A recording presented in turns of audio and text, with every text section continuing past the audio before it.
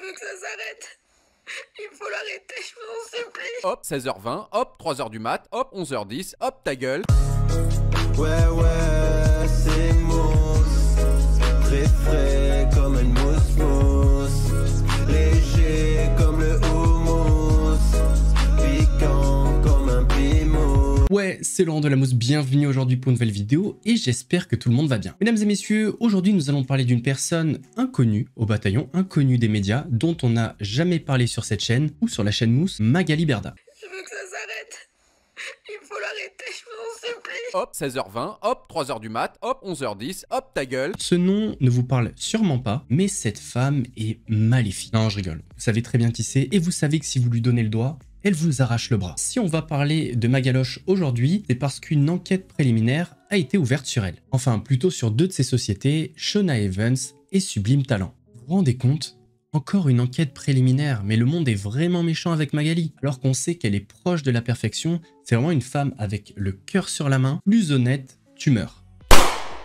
Alors la vidéo va pas être trop longue, c'est juste un update. Mais si tu veux me soutenir sur cette nouvelle chaîne, n'hésite pas à mettre ton plus gros pouce bleu, ton meilleur commentaire, on s'abonne sans oublier la cloche pour pas rater les prochaines vidéos. Et vu que je sais que tu as fait tout ça, on y va. Pour comprendre l'origine de cette enquête préliminaire, il faut revenir en mars 2019, c'est-à-dire il y a presque 5 ans. Et pour bien que vous compreniez le pourquoi du comment, voici un petit résumé de l'affaire que je vous avais fait pour une vidéo sur la chaîne Mousse. Je vous mettrai le lien de la vidéo en description si vous voulez aller voir. On se retrouve donc en 2018. Le couple d'Instagrammeurs Emma Cakeup et Vlad sont alors à ce moment-là dans la tourmente. Ils sont au cœur de plusieurs polémiques à cause de placements de produits douteux à base de dropshipping. Emma Cakeup, c'est elle s'est renommée aujourd'hui Emma Paris, elle a une chaîne YouTube qui compte plus d'1 million d'abonnés. Malgré la polémique, le couple est approché par une entreprise qui s'appelle Sublime Talent. Et cette entreprise leur propose un contrat de talent exclusif. Ils vont donc mettre le couple en relation avec des marques pour développer leur business et mieux les encadrer. Le contrat est clair, c'est un placement de produit par jour. Alors certes ça fait beaucoup, mais vous allez voir que la rémunération est assez énorme. On parle de 2,8 millions d'euros pour Emma et 1,6 pour son compagnon. Ah oui, il y a un petit détail que j'ai oublié de vous dire. Qui est derrière Sublime Talent? Magali Berda, puisque Sublime Talent, c'est une filiale de Shona Evans. Malheureusement, tout ne se passe pas comme prévu, dès le premier jour, il y a des couacs. Vu que dans le contrat, c'est un placement par jour, eh bien le couple d'Instagrammeurs s'inquiète puisque dans les premiers jours, on ne leur propose rien du tout. On les rassure en disant que c'est normal, c'est le début, puis après avoir fait une dizaine de placements de produits, eh bien, ils ont du mal à être payés. L'été arrive, on les reçoit dans les locaux de Shona Evans, et là, Magali Berda essaie de renégocier à la baisse le salaire de Emma. Car d'après Magali, elle n'est pas assez rentable et il n'y a pas beaucoup de marques qui veulent bosser avec eux. Mais Emma ne se laisse pas démonter puisqu'elle refuse toutes les propositions de Magali, et surtout parce que ce que propose Magali Berda, c'est du dropshipping. Et vu qu'elle sort de grosses polémiques à cause du dropshipping, eh bien évidemment, elle refuse. Et là, Magali et colère. Elle n'aime pas qu'on lui dise non. Bon, je vous la fais courte, mais la relation se détériore, les placements de produits n'ont toujours pas été payés. Du coup, Emma et son compagnon Vlad attaquent en justice Shona Evans. Et le couple d'Instagrammeurs réclame la coquette somme de 2,4 millions d'euros. Rien que ça. Enfin, je dis rien que ça. Il y a un contrat quand même. Donc là, quand le couple d'influenceurs attaque Shona Evans, on est en septembre 2022. Là, on est entre le moment où le couple d'influenceurs passe à l'action et le procès. Et voilà ce que demande Magali à ses avocats. Alors les filles, j'ai besoin que vous fassiez un travail que je ne peux pas faire, s'il vous plaît, très important, aujourd'hui, c'est très important. Vous allez regarder dans toutes vos conversations depuis le début qu'on travaille avec Emma Cakeup et Vlad, donc ça vaut pour les deux. Vous me faites donc les messages pour Emma, les messages pour Vlad. Je veux des screens et des notes audio depuis le début, donc vous allez du plus ancien au plus récent, d'accord? Donc vous regardez vraiment depuis qu'on travaille avec eux. Vous regardez avec tout le service planning, vous êtes responsable de voir et de poser des questions à tout le service planning. Et je ne sais pas qui gérait Emma Cakeup pour le planning. Et tous les postes non faits, les postes retard, les postes mal effectués. Tout ça, je veux tout. D'accord? Toutes les traces de tout. Les postes mal faits, les postes en retard, etc.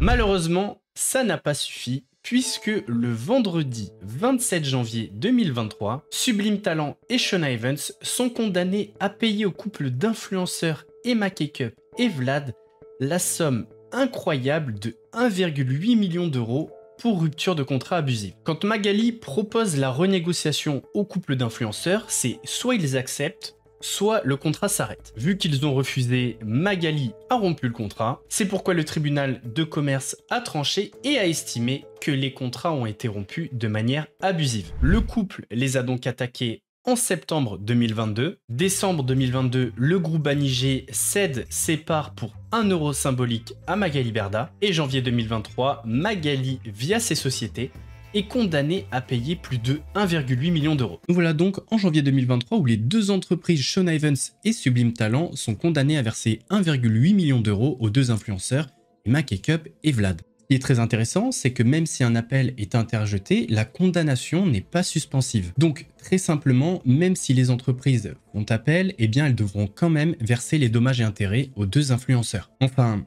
il y a quand même une exception. Comme nous le confie l'avocat de Emma Cake-up et de Vlad, Emmanuel Asmar, pour faire appel, il faut exécuter la décision, donc payer les dommages et intérêts, ou justifier de l'impossibilité d'exécuter la décision à cause de graves problèmes financiers. L'affaire aurait pu être réglée rapidement si les deux entreprises Shona Evans et Sublime Talent avaient réglé les dommages et intérêts. Malheureusement pour les influenceurs, c'est pas le cas. C'est pourquoi cet été, les deux influenceurs portent plainte. Ils ont déposé une plainte contre X pour escroquerie, violation de l'interdiction de gérer, présentation de comptes infidèles et escroquerie au jugement. Rien que ça. Alors pourquoi escroquerie et violation d'interdiction de gérer? Eh bien parce que en mars 2019, quand Sublime Talent et Shona Evans signent Emma Cake-up et Vlad, eh bien leur dirigeante, Magali Berda, vient d'être condamnée quelques jours plus tôt pour abus de faiblesse. Elle a été condamnée à 1 an de prison avec sursis, mais surtout l'interdiction de gérer une société pendant 5 ans. Sauf que quand Emma Cake-up et Vlad sont signés dans les agences, c'est Magali Berda qui appose sa signature. Et en plus de la signature, ça sera l'interlocutrice des deux influenceurs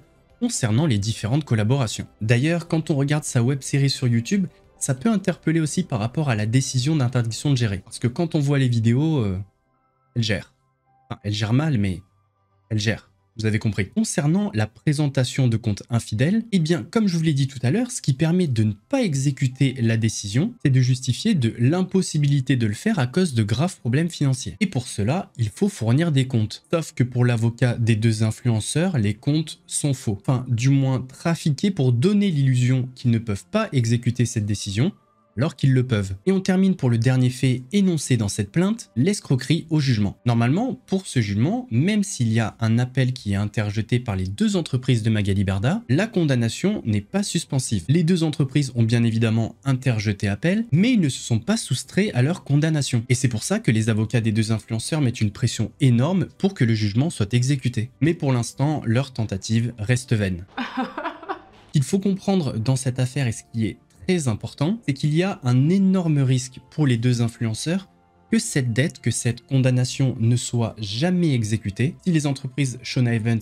et Sublime Talent font une liquidation judiciaire. Et comme je vous l'avais partagé dans une de mes vidéos, pour moi, Magali Berda et Stéphane Taboulet ont déjà prévu la liquidation judiciaire. Ils ont créé, à mon avis, cette web-série pour montrer qu'ils font tout pour sauver l'entreprise. Comme ça, ils pourront justifier auprès du juge de leur bonne foi. Ça leur évitera d'être mis en examen pour banqueroute, par exemple, comme l'ancienne entreprise de la maman de Magali Berda. Mais c'est bien Magali Berda qui est mise en cause pour banqueroute. Je prends le pari dans cette vidéo ou dans d'autres que dans pas si longtemps que ça, Shona Evans, ça va faire liquidation judiciaire. Et vous verrez que derrière, il y a une autre entreprise qui va ouvrir. Je crois qu'il y en a déjà une qui est ouverte au nom de son mari. Mais je ne serais pas étonné qu'une nouvelle entreprise au nom de Magali Berda ouvre en mars ou avril 2024, puisqu'elle aura purgé sa peine de 5 ans d'interdiction de gérer. On arrive donc à la fin de cette courte vidéo. J'espère qu'elle vous a plu. N'hésitez pas à me donner votre avis en commentaire sur la vidéo. Et surtout, est-ce que vous pensez que les deux influenceurs vont un jour voir la couleur de leur argent?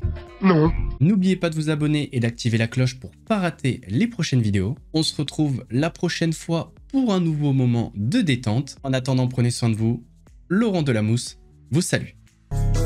Ouais, c'est mousse, très frais comme une mousse, léger comme le houmous, piquant comme un pimousse, un gros lion de course, tu cries, t'as la fausse, j'arrive à la